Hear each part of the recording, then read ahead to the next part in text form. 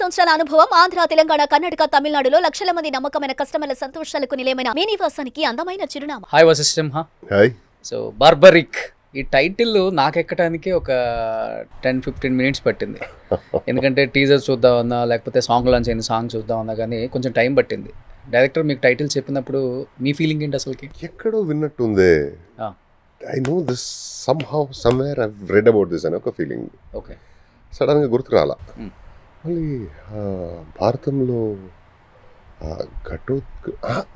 కొడుకు కదా, కరెక్ట్, అదే ఆయనే. ఓకే, సో ఇది మైథాలజికల్ బ్యాక్డ్రాప్. ఓకే కాదండి, మీరు నరేషన్ ఇస్తా ఒకసారి వినిన తర్వాత మీకు క్లారిటీ వస్తుంది.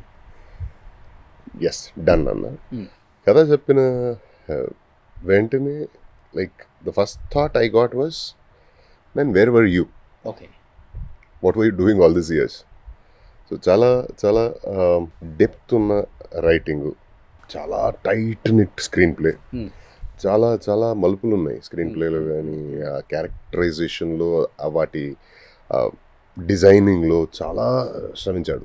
ఓకే. సో ఇంత మంచి రైటర్ ఎన్నేళ్ళు ఎక్కడ ఉన్నాడు అనే ఒక క్వశ్చన్ వచ్చింది. దెన్ ఐ వాజ్ లైక్, ఇంకా that was the very beginning stage, nascent stage.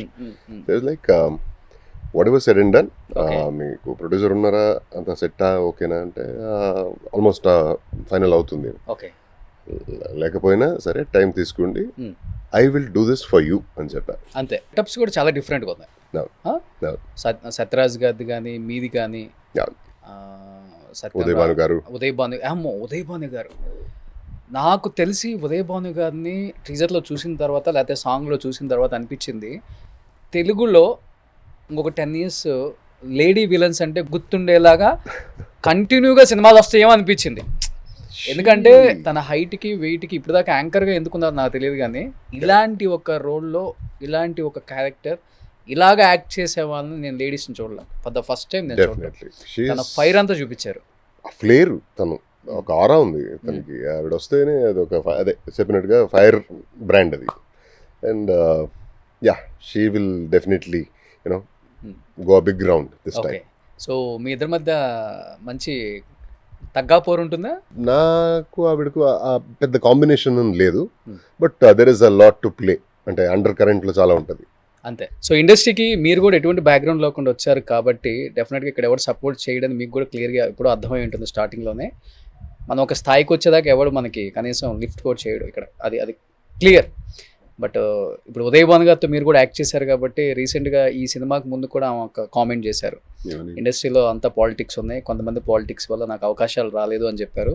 Again prove it మళ్ళీ ఈ సినిమా ద్వారా. కాబట్టి ఎప్పుడన్నా ఇలాంటి టాపిక్ వచ్చినప్పుడు డెఫినెట్గా డిస్కషన్ జరుగుంటుంది. కాబట్టి ఉదయ్ భాను గారు ఎందుకు అంత మరీ ఓపెన్గా, అంటే ఈ స్థాయికి వచ్చినా కూడా ఎందుకు అంత ఓపెన్గా కొంచెం కూడా ఆలోచించకుండా మాట్లాడాల్సి వచ్చింది అంటే ఏమని చెప్తారు?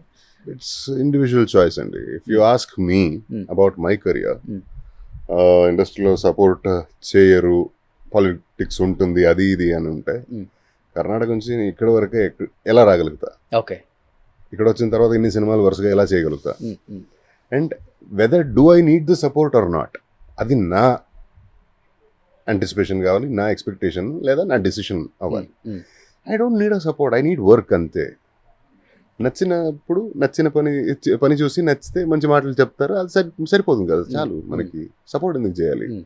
అండ్ సపోర్ట్ అనేది సినిమాలో చాలా చాలా వెరైటీ ఆప్షన్స్ ఉంటాయి సపోర్టింగ్లో.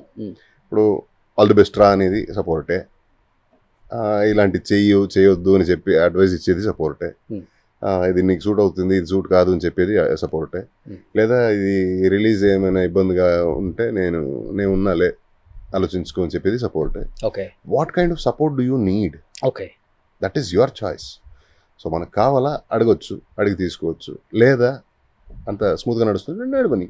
వశిష్ఠుకు చెప్పారంటే సెట్లో గ్యాప్లో ఉన్నప్పుడు కూర్చుంటాం కాబట్టి ఆటోమేటిక్గా మనం డిస్కస్ చేయకపోయినా రీసెంట్గా ఒకటి జరిగిందండి, నేను ఇట్లా ఓపెన్ అయ్యి చెప్పాను, వీళ్ళు నా మీద పాలిటిక్స్ చేశారు అని చెప్పి పేర్లు కూడా చెప్పారంట మీకు?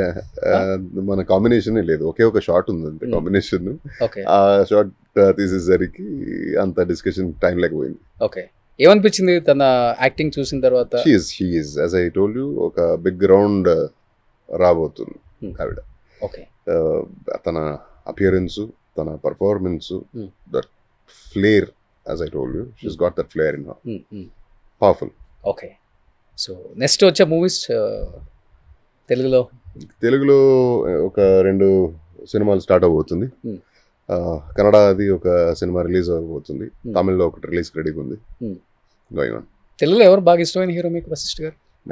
చైల్డ్హుడ్ హీరో అంటే మెగాస్టార్. మెగాస్టార్. సో ఇప్పుడు ఇప్పుడున్న కరెంట్ జన్లో ఒక్కొక్క క్వాలిటీస్ ఇష్టం నాకు. Hmm. బన్నీ గారి డాన్స్ ఇష్టం, Hmm. ప్రభాస్ గారి స్క్రీన్ ప్రెసెన్స్ ఇష్టం, Hmm. అండ్ ఎన్టీఆర్ గారి పర్ఫార్మెన్స్, పవర్ ఇష్టం. ఓకే. So yeah. కాదు, ఏ హీరో ఓటీటీలో మీ అంటే ఆ మూవీ చూసినా డెఫినెట్గా చాలా బాగా యాక్ట్ చేస్తున్నాడు వశిష్ఠ్, మన మూవీలో ఎందుకు తీసుకోకూడదు అని అనుకోవట్లేదా? లేకపోతే అనుకున్నా కానీ అవకాశాలు రావట్లేదా? అసలు ఏంటి పెద్ద మూవీస్ ఎందుకు వర్క్ చేయట్లేదు మీరు పెద్దగా? అంటే నాకు నేను అప్పుడే చెప్పినట్టుగా చేసిందే మళ్ళీ నేను చేయరు. అది ఆఫర్స్ రాలేదని కాదు, చాలా ఆఫర్స్ అయితే వచ్చినాయి. Hmm. సింక్ అవ్వాలి కదా, Hmm. క్యారెక్టర్ నచ్చాలి, తర్వాత డేట్స్ ఓకే అవ్వాలి, ఓకే. పేమెంట్ వర్కౌట్ అవ్వాలి. ఓకే. అన్నిటికి మించి ఆ, ఇప్పుడు తెలుగులో ఎలా ఒక 4-5 కోట్లు తీసుకుంటున్నారు ఒక మూవీకి? ఏదో ఎంతో తీసుకుంటాలేండి, ట్యాక్స్ కట్టుకుంటా. అంతే. ఒక మూవీకి అయితే ఒక 4-5 కోట్లు డిమాండ్ చేస్తున్నారు. It depends on the script, it depends on the cinema, it's depends on the team. కొన్నిసార్లు పేమెంట్ లేక యాక్ట్ చేసిన ఎగ్జాంపుల్స్ కూడా ఉన్నాయి.